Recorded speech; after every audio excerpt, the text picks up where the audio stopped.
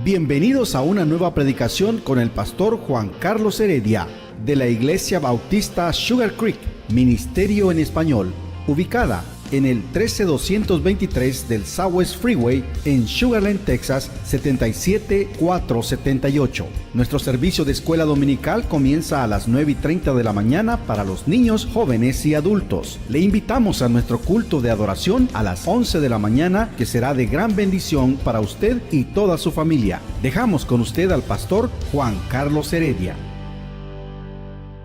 Amén. Vamos a tomar nuestros asientos y a la misma vez vamos a invitar a todos los niños de 2 a 6 años a que ellos salgan por la puerta de un lado con sus maestros. Y qué hermoso tiempo de oración y de adoración a Dios. Cuando podemos enfocarnos como un solo cuerpo en Cristo, en el Señor, es en realidad un tiempo especial.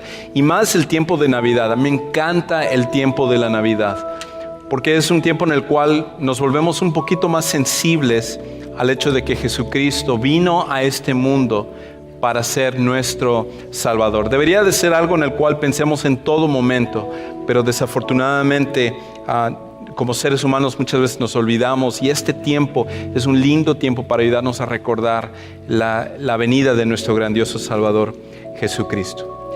Y por eso en esta mañana pasando a tarde vamos a hablar precisamente acerca de nuestro primer tema navideño de este año. Vamos a estar hablando acerca de la Navidad durante los 3 siguientes domingos, y yo voy a invitarle a que en esta mañana usted abra su Biblia en el pasaje en el cual estaremos enfocándonos, que es Lucas capítulo 1, versículos 46 al 55.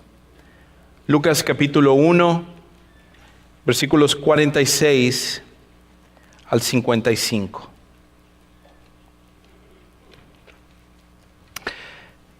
Y en esta mañana vamos a estar viendo una oración, o también un cántico. En realidad esto es un cántico oración que viene de parte de María, la madre de Jesús. Y como vamos a ver en un momento, en un tiempo súper especial dentro de su vida, cuando ella reconoce la bendición tan grande que Dios le estaba dando de ser la portadora de Jesucristo a este mundo. Dice de esta manera la palabra de Dios. Entonces María dijo: mi alma engrandece al Señor, y mi espíritu se regocija en Dios mi Salvador, porque ha mirado la humilde condición de esta su sierva, pues he aquí desde ahora en adelante todas las generaciones me tendrán por bienaventurada, porque grandes cosas ha hecho el poderoso, y santo es su nombre. Y de generación en generación es su misericordia para los que le temen. Ha hecho proezas con su brazo, ha esparcido a los soberbios en el pensamiento de sus corazones, ha quitado a los poderosos de sus tronos y ha exaltado a los humildes. A los hambrientos ha colmado de bienes y ha despedido a los ricos con las manos vacías. Ha ayudado a Israel, su siervo, para recuerdo de su misericordia, tal como dijo a nuestros padres, a Abraham, y a su descendencia para siempre.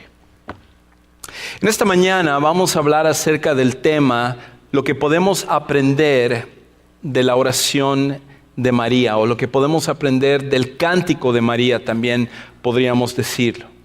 Si nosotros habláramos acerca de los cantos de Navidad, como dije hace un momento, me encanta el tiempo de Navidad, me encanta ver las luces, me encanta ver las decoraciones, me encanta los cánticos navideños que exaltan a Dios, y a lo mejor a usted también le gusta ese tipo de música, y hay tantos cantos de música navideña que hablan acerca de la venida de Jesucristo, y muchos de estos cantos son antiquísimos. Estos se remontan a muchos años en los cuales se escribieron y reconocen el hecho de que Jesucristo vino a este mundo. Pero ¿sabía usted que el primer cántico navideño, el primer reconocimiento de la Navidad es el que encontramos en este pasaje que está aquí? Esa es la primera ocasión en la cual un cántico, una oración es levantada para reconocer lo que es la Navidad. Y por eso es que este pasaje que vamos a leer es súper hermoso. Inclusive es tan conocido este pasaje que se le ha puesto un apodo, se le conoce con el nombre del Magnificat. Y el Magnificat es un término en latín que quiere decir magnificar. Y viene de la primera palabra que usa María en este pasaje, en el cual ella dice que enaltece a Dios. Es otra manera de decir, yo magnifico a Dios por todas las cosas que Él está haciendo. Y de las cosas que ella exalta, de las cosas que ella nos recuerda, hay 3 cosas que usted y yo necesitamos aprender de lo que María nos dice en este cántico, en esta oración que ella levanta al Señor. La primera de ellas es esta: todos necesitamos de un Salvador. Lo primero que nos va a enseñar María en este pasaje es que todos necesitamos de un Salvador. Escuche nuevamente cómo comienza ella este canto, dice, o esta oración. Entonces María dijo: mi alma engrandece al Señor y mi espíritu se regocija en Dios. ¿Qué dice ahí? Mi Salvador, porque ha mirado la humilde condición de esta su sierva. Pues he aquí, desde ahora en adelante, todas las generaciones me tendrán por bienaventurada. Lo primero que nos dice María en este pasaje es el hecho de que todos necesitamos de un Salvador. Ahora, este pasaje que acabamos de leer viene en medio de una historia que está sucediendo, que Lucas nos está presentando, en el cual el ángel Gabriel había sido enviado por Dios para anunciar el hecho de que Jesucristo estaba por venir. De hecho, lo primero que él hace es que el ángel Gabriel va con Zacarías, que era un sacerdote. Y Zacarías recibe el anuncio cuando él está en el templo, y hay una rotación en el templo con respecto a los sacerdotes, y cada cierto tiempo un sacerdote tenía el privilegio de llevar el incienso al templo y levantar y dedicar ese incienso al Señor. Y Zacarías, un sacerdote de edad avanzada, a él le toca. Y él llega ahí y resulta que cuando entra al templo, el ángel Gabriel se le presenta para decirle a él: Zacarías, tu mujer Elizabeth, que era pariente de María, tu mujer Elizabeth, ella va a tener un hijo. Y tú le vas a poner Juan. Y él va a preparar el camino del Mesías. Y cuando escucha esto Zacarías, él está en duda, porque tal como había sucedido con Abraham y con Sara, él dice: ¿cómo va a ser esto si yo soy de edad avanzada? Mi esposa Elizabeth es de edad avanzada. ¿Cómo vamos nosotros a tener un hijo si nosotros ya estamos ancianos? Dame una señal de que lo que tú me estás diciendo es así. Y el ángel Gabriel le dice: mira, te voy a dar una señal, y esta es la señal que te voy a dar. Te vas a quedar mudo porque no creíste lo que yo te estoy diciendo. Por cierto, algunas personas necesitan esa señal dentro de su vida, pero ese es tema de otra ocasión. Y Zacarías, por su misma incredulidad, él queda mudo hasta que nazca Juan, que sería Juan el Bautista, que vendría a preparar el camino de Jesús. Elizabeth, que era pariente de María, tenía este gran privilegio, y ella ya, de alguna manera, el Espíritu le había revelado a ella que María ahora sería la portadora del Mesías, de Jesucristo.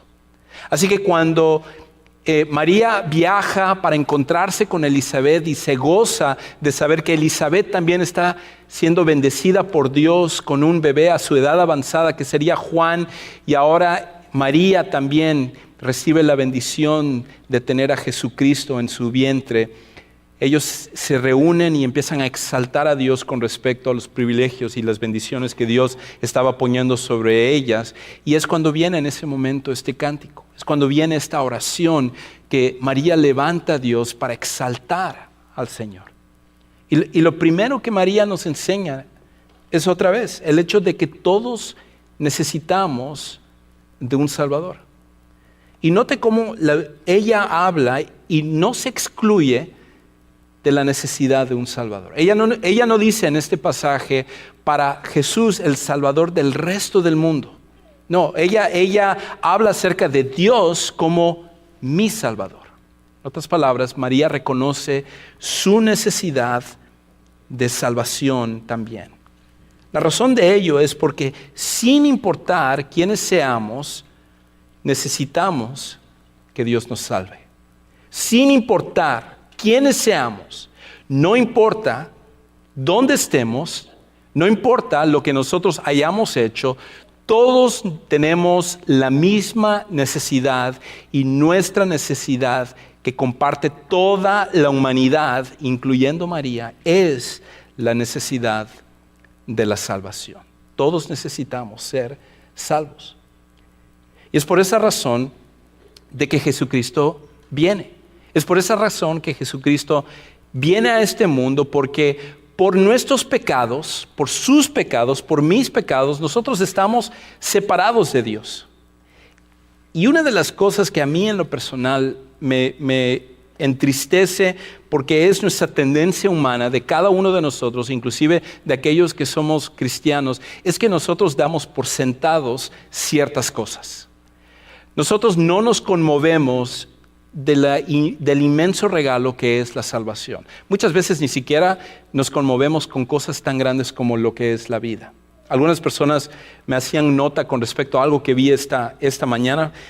Cuando estaba manejando hacia la iglesia, y de repente aquí sobre la 90 y la Derry Ashford, a lo lejos podía ver un montón de luces de carros de policía que estaban ahí. Y a medida que me acercaba, empecé a ver cómo 2 carros estaban en la ruina. Y cuando llego al semáforo para doblar a la iglesia, veo que está sobre el suelo una sábana que está sobre una persona. Y ¿sabe una cosa? Yo dudo que esa persona estaba pensando, este es el último día de mi vida. Hoy se acaba mi vida. Hoy yo parto de este mundo, hoy yo me voy a ir para presentarme delante de Dios. Yo no creo que esa persona haya estado pensando eso. Sin embargo, nuestra tendencia humana es pensar, la vida, yo la tengo, mañana voy a hacer esto y la próxima semana voy a hacer esto y tengo planes para la Navidad y voy a cocinar esto para el Año Nuevo. Y hacemos nuestros planes y damos por sentado de que usted y yo tenemos la vida, cuando en realidad nosotros no tenemos la vida comprada. Pero lo mismo sucede con respecto a la salvación. Ya llegó la Navidad, ok, vamos a cantar acerca de Jesucristo, que Jesucristo nació en un pesebre, y vamos a hablar acerca de los típicos pasajes de la Biblia que nos hablan acerca de la venida de Jesús. Pero ¿sabe una cosa? La salvación no es algo que usted y yo tenemos que tomarlo como poca cosa. Usted y yo no merecemos la salvación. Usted y yo no merecemos el tener una relación personal con Dios. La salvación es el regalo más grande que usted y yo podemos tener en la vida. Y por eso jamás debemos de tratarlo como si fuera poca cosa, o como si Dios simplemente nos debiera la salvación y sabemos de esto y no hay ningún problema.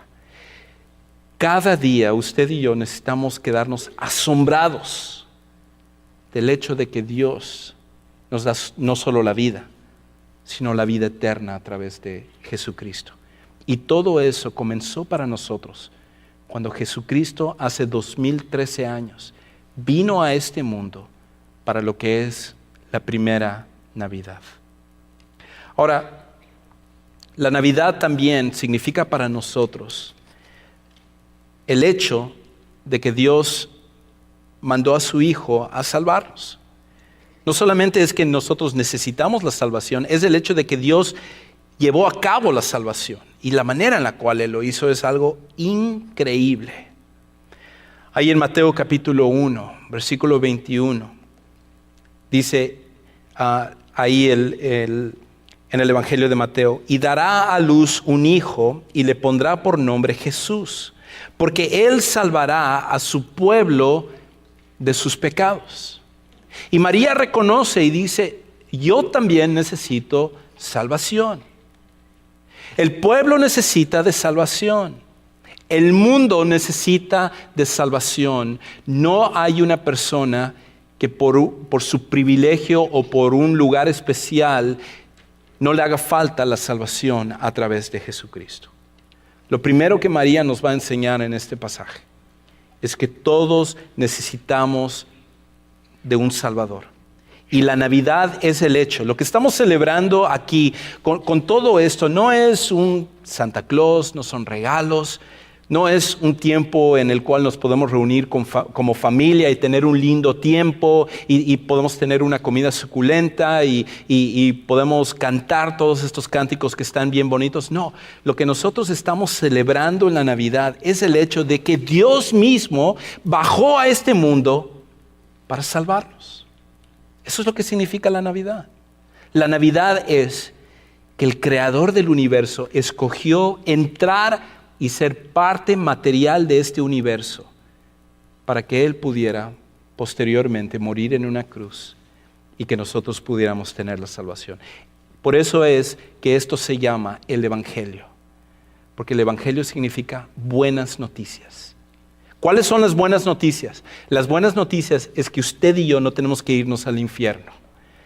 Las buenas noticias es que no estamos condenados a estar separados de Dios para toda la eternidad, sino que Dios, a pesar de que nosotros no lo merecemos, mandó a su Hijo para nacer y ser el Salvador del mundo.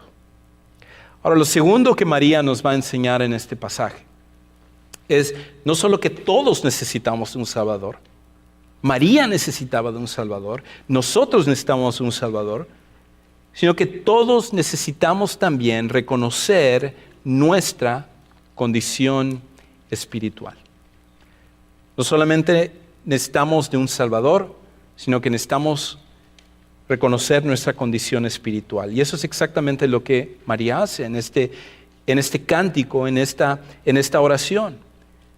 Cuando ella reconoce que Dios es su Salvador, lo siguiente que dice en el versículo 48 es: porque ha mirado la humilde condición de esta su sierva, la sierva de Dios, pues he aquí, desde ahora en adelante, todas las generaciones me tendrán por bienaventurada.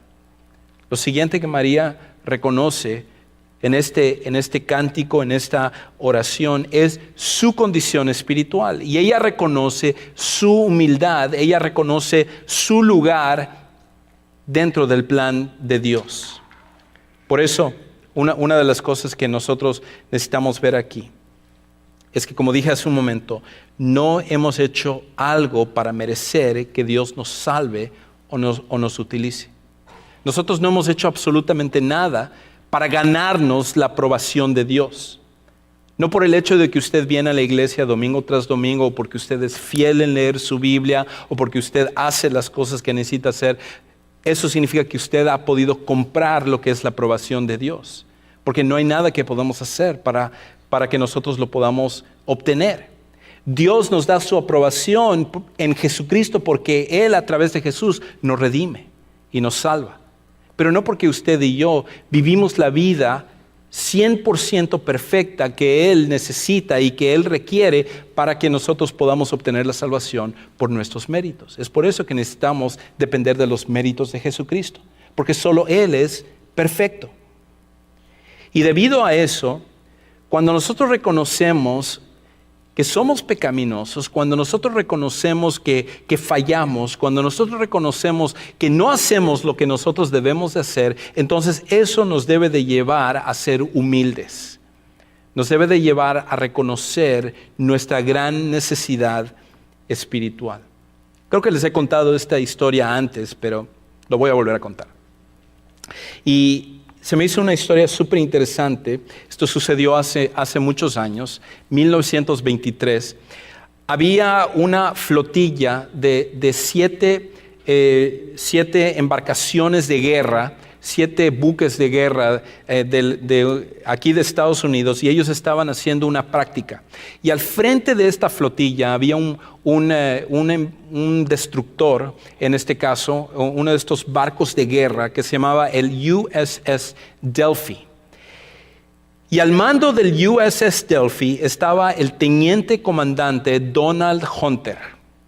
Y este teniente comandante Daniel Hunter era tenía una reputación de ser un hombre súper inteligente con respecto a la navegación y la estrategia, y en muchas ocasiones él se había encontrado en predicamentos y él había logrado a través de su astucia y poder reconocer lo que estaba sucediendo, poder maniobrar y pelear, y era una persona que era muy reconocida dentro de la naval de Estados Unidos. Y es por esa razón que, siendo que él había obtenido muchos logros, él se había vuelto muy orgulloso.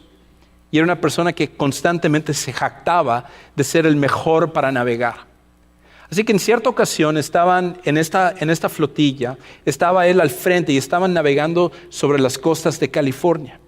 Y de repente se presentó una neblina muy espesa. Y debido a que era tan espesa la neblina, no podían en realidad ver hacia dónde estaban yendo. Y este teniente comandante Hunter, él decidió que él no necesitaba de los instrumentos para que él pudiera navegar. Él simplemente, a través de su sentido de navegación, estaba guiando a los 7 buques de guerra para que ellos pudieran seguir adelante. Pero lo que él no se había dado cuenta es que cuando la neblina se presentó, y como dije en un mensaje anterior, no podemos ir en una línea recta, si usted se acuerda de eso, él empezó a desviarse e irse hacia la costa de California. Y los otros barcos empezaron a cuestionar si estaban yendo en la dirección correcta, e inclusive le mandaron mensajes, pero él decía que él sabía la dirección a donde tenían que ir, y así ellos estaban yendo hacia adelante, cuando de repente, sin que ya hubiera manera de virar hacia atrás, resulta que él agarra y choca contra unas rocas de la costa de California, y las 7 embarcaciones que están atrás de él, una tras otra, chocando y chocando y chocando contra cada uno de ellos. Ese se considera que es el accidente más grande de la historia naval de Estados Unidos en un tiempo que no era de guerra. Y el resultado de eso fue el hecho de que 22 de los marineros que estaban ahí murieron, simplemente porque una persona estaba terca en decir: yo sé cuál es la dirección, no necesito que nadie me diga nada, yo voy a ir hacia adelante. Y de la misma manera, nosotros espiritualmente, la humanidad, y muchas veces hasta los cristianos, actúan de esta manera y dicen: yo sé la dirección a la cual yo tengo que ir, yo sé lo que tengo que hacer. Yo no necesito que otras personas me digan las cosas, y no necesito que Dios me esté dirigiendo. Yo puedo solo en mi vida. A mí nadie me ayuda. A mí nadie me dice lo que yo tengo que hacer. Yo sé lo que tengo que hacer. Pero en este caso, María, que era una sierva de Dios, reconoce su humildad, reconoce su condición espiritual, y en vez de ser orgullosa, ella es humilde delante de Dios. Ahora, parte de la razón por la cual María reconoce su humildad es porque Dios la escoge a ella para ser la portadora de Jesucristo. Y María era una muchacha adolescente. En ese tiempo era la costumbre de que las muchachas en su adolescencia eran escogidas para que se casaran. Y lo más seguro es que con María esto es lo que estaba pasando. Y aparte, María no la encontramos en un gran imperio en el mundo. No estaba ella en Roma o en otro gran imperio durante otra gran época, sino que ella se encuentra en Israel. O sea, ella se encuentra en esta nación que es pequeña. Y aparte, ni siquiera está en la capital de Israel, no está en Jerusalén, sino que ella está en Nazaret. Es un lugar así pequeño al cual era un pueblito. Por favor, ella es pueblerina nada más, de un lugar que no tiene ninguna relevancia. Hasta en ese tiempo, la reputación de Nazaret es que nada bueno venía de ello. Y esa es la manera en la cual la mayoría de la gente pensaba con respecto a ese lugar. Y sin embargo, es ahí donde Dios escoge a María, esta sierva humilde, para ser la portadora de Jesucristo. Y María reconoce que no es ella, no son sus méritos, no es lo que ella ha hecho. Todo el mérito va para Dios. Y si usted después de eso continúa leyendo el pasaje. En ningún momento ella se exalta, en ningún momento habla ella de su lugar prominente. Ella lo que dice es que todas las generaciones la van a alabar, pero le van a alabar por lo que Dios ha hecho, no por lo que ella ha hecho. Al final de cuentas, lo que está reconociendo es a Dios. Y usted y yo necesitamos tener la misma humildad para reconocer nuestro lugar y nuestra condición espiritual. Por lo tanto, para María, Dios es el que recibe la honra de todo lo que se hace aquí. Dios recibe toda la honra por ello.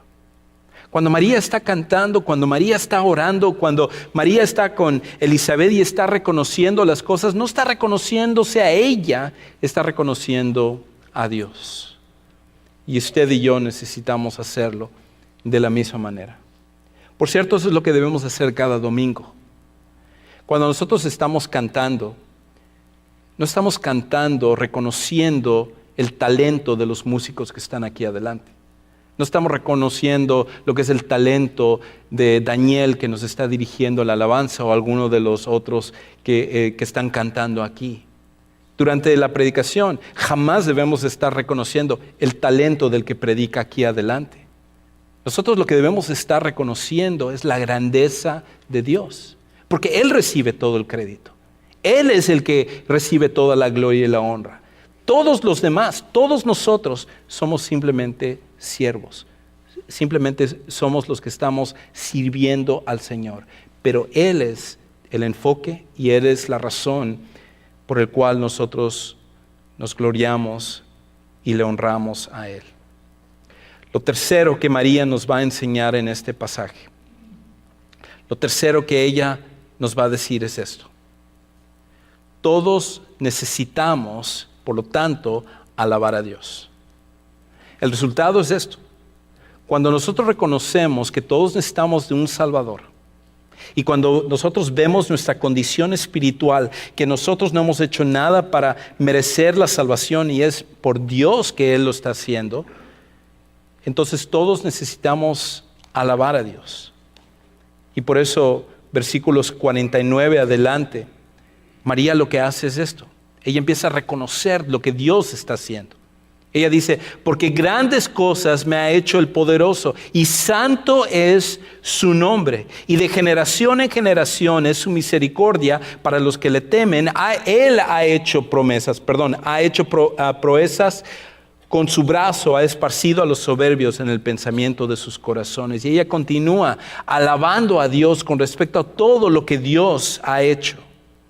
Cuando tú reconoces la salvación y reconoces tu condición espiritual, tienes que terminar concluyendo en que Dios es el que recibe la alabanza y la gloria. Y todos nosotros necesitamos alabar a Dios. Por eso, déjeme preguntarle, ¿cuándo fue la última vez que usted alabó a Dios? No le estoy preguntando cuándo fue la última vez que cantó. Le estoy preguntando cuándo fue la última vez que alabó a Dios. Porque la alabanza es reconocerle a Él, magnificar su grandeza, no la nuestra, no la de otras personas, la de Él. María aquí le exalta a Él. María aquí reconoce la grandeza de Dios. Y nosotros debemos de exaltar a Dios por lo que Él ha hecho.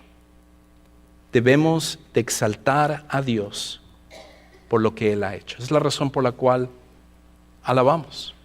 Reconocemos todo lo que Dios continúa haciendo en nuestras vidas. Pero lo otro es que no solamente Dios obra en nuestras vidas, sino que lo otro es que podemos alabarle a Él, podemos alabar a Dios, porque Él siempre cumple sus promesas. Dios siempre cumple sus promesas. Y una de las cosas que nosotros debemos de ver en María es que ella es una discípula modelo. Ella es alguien que nosotros debemos de admirar. Ella es alguien que nosotros debemos de seguir su ejemplo. Porque ¿cuántos adolescentes conoce usted que cuando conocen la voluntad de Dios, ellos actúan completamente en obediencia. ¿Okay? ¿Cuántos conocen? La realidad es que son muy pocos. Muchas veces hasta nosotros como papás, cuando nuestra manera de tratar con nuestros hijos adolescentes es encerrarles en el closet y después de que salgan de la adolescencia, dejarles salir. No es un método que funcione, por cierto. Pero en este caso, María, que era una adolescente, ella recibe instrucciones por parte de Dios. Y a diferencia de Zacarías, como yo mencionaba hace un momento, que él decía, Zacarías, que era un sacerdote, que era un hombre ya grande, que había servido en el templo durante años y años, que conocía las escrituras y todo, cuando se le presenta un ángel, él le dice, dame una señal. Pues desde el hecho de que esté un ángel ahí, esa es la señal. ¿Por qué estás pidiendo otra señal? En cambio, cuando el mismo ángel Gabriel se presenta con María, la respuesta de María es que se haga la voluntad del Señor. Una muchacha adolescente, humilde, que no sabía exactamente cómo la voluntad de Dios se iba a llevar a cabo, simplemente confía en el Señor. Simplemente ella sigue el ejemplo de lo que Dios estaba diciendo que ella debía de ser. Y la confianza que ella tenía es en el hecho de saber que cuando Dios dice que Él va a hacer algo, cuando Dios promete algo, Él siempre lo cumple. ¿Okay? Usted y yo podemos prometer cosas y no cumplimos. Pero Dios, cuando Él promete algo, no hay nada que puede detener a Dios para que Él haga lo que Él va a cumplir. Hay una historia acerca de una compañía de seguros de vida aquí en Estados Unidos que se llama Northwestern Mutual. Una compañía bastante grande y posteriormente ellos se convirtieron en Mutual Life, compañía de seguros. Pero esta compañía comenzó hace muchísimos años. Comenzaron ellos en 1857. Y ellos cuando comenzaron originalmente estaban en el estado de Wisconsin y los dos fundadores de la compañía apenas acababan de comenzar lo que es esta compañía de seguros de vida. Y no tenía ni 2 meses que había sido formada la compañía cuando de repente había habido un accidente de tren donde 14 personas habían muerto ahí en Wisconsin. Y de las 14 personas, 2 habían obtenido un seguro de vida con esta compañía, Northwestern Mutual. Así que cuando eso sucedió, el seguro que les cubría a ellos era inmenso. En ese tiempo, ahora no suena como si fuera una gran cantidad, pero en ese tiempo tuvieron que pagar $3,500 para uno de ellos y para el otro $2,000. Y en ese tiempo ese era un montón de dinero. Y los fundadores de esta compañía, el presidente y el tesorero, empezaron a debatir con respecto a cómo iban a hacer el pago, porque tenía 2 meses que había comenzado la compañía, no tenían suficiente dinero para pagar lo que era esto, así que ellos lo que decidieron hacer era lo siguiente: fueron y empezaron a pedir prestado dinero a sus amigos y conocidos para que ellos pudieran reunir la cantidad de dinero y pudieran pagar el dinero que ellos debían a los parientes de estas 2 personas que habían fallecido. Y cuando les preguntaron con respecto a por qué hicieron eso, la respuesta de ellos era de que si ellos habían comenzado una compañía donde habían prometido cumplir con una obligación, para ellos era preferible cerrar la compañía antes de no cumplir con lo que ellos habían prometido. Qué refrescante es una compañía así. No hay muchas hoy en día que ellos cumplan con lo que ellos prometen. No solo compañías, por cierto, personas. Muchas veces las personas prometen. Muchas veces un esposo, una esposa promete el día de su matrimonio y las promesas no se cumplen. Muchas veces las promesas de los padres hacia sus hijos o de los hijos hacia los padres, y esas promesas quedan de manera que se les lleva el viento. Pero una cosa nosotros podemos tener seguridad, y eso es lo que María nos recuerda: que cuando Dios promete algo, Él siempre lo va a cumplir, siempre lo va a cumplir. Y por eso ella empieza a relatar toda esta historia, y ella empieza a decir cómo Dios había prometido a Abraham a este patriarca, a este padre de la fe, de que a través de su descendencia vendría el Mesías. Y ahora ella, de primera mano, iba a experimentar cómo ese Mesías iba a venir al mundo. Cientos de años después de que Dios le había dicho eso a Abraham, ahora Dios lo estaba cumpliendo, porque Dios siempre cumple con sus promesas. Lo que Dios dice que Él va a hacer, Él lo cumple. Y nosotros debemos de vivir nuestra vida basados en las promesas de Dios. Lo que Él dice en su palabra, podemos tener la plena confianza de saber que Dios lo va a cumplir. La Navidad es, al final de cuentas, la promesa que Dios cumple. Cientos de años después, miles de años después de que Dios le dijo a Adán y Eva de que Él mandaría a la simiente de la mujer para aplastar a la cabeza de la serpiente. Dios lo trajo a través de María. Y la promesa de la salvación es algo que usted y yo gozamos, porque hace 2013 años fue la primera Navidad. La oración de María tiene mucho que enseñarnos, pero sobre todo es un ejemplo de la fe y la confianza en un Dios que merece toda la gloria y toda la honra. Vamos a inclinar nuestros rostros, vamos a cerrar nuestros ojos y vamos a terminar.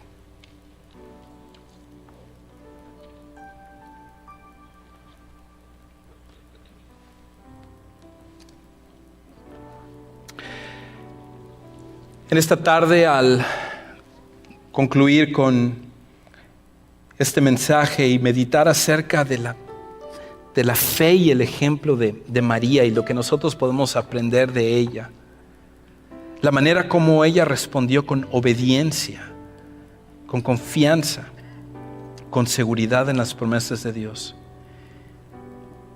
es un ejemplo que nosotros debemos de admirar en ella y que debemos de seguir. Y en esta tarde mi oración para usted es que nosotros podamos mostrar esa misma fe y obediencia.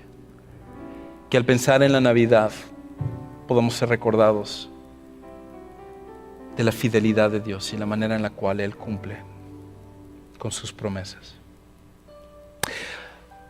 Quizás usted en este día está aquí, está batallando con cosas que está sucediendo en su vida y usted está preguntándose si Dios va a intervenir, si Dios va a ser fiel, si Dios va a intervenir.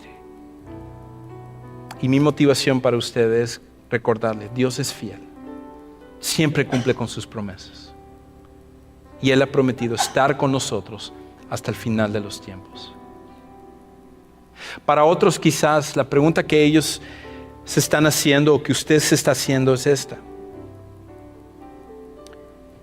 ¿cómo puedo saber yo que puedo tener una relación profunda con Dios?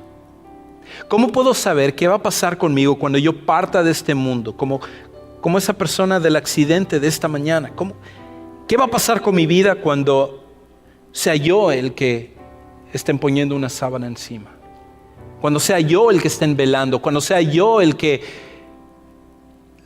la razón por la cual están haciendo el funeral. ¿Qué va a pasar conmigo?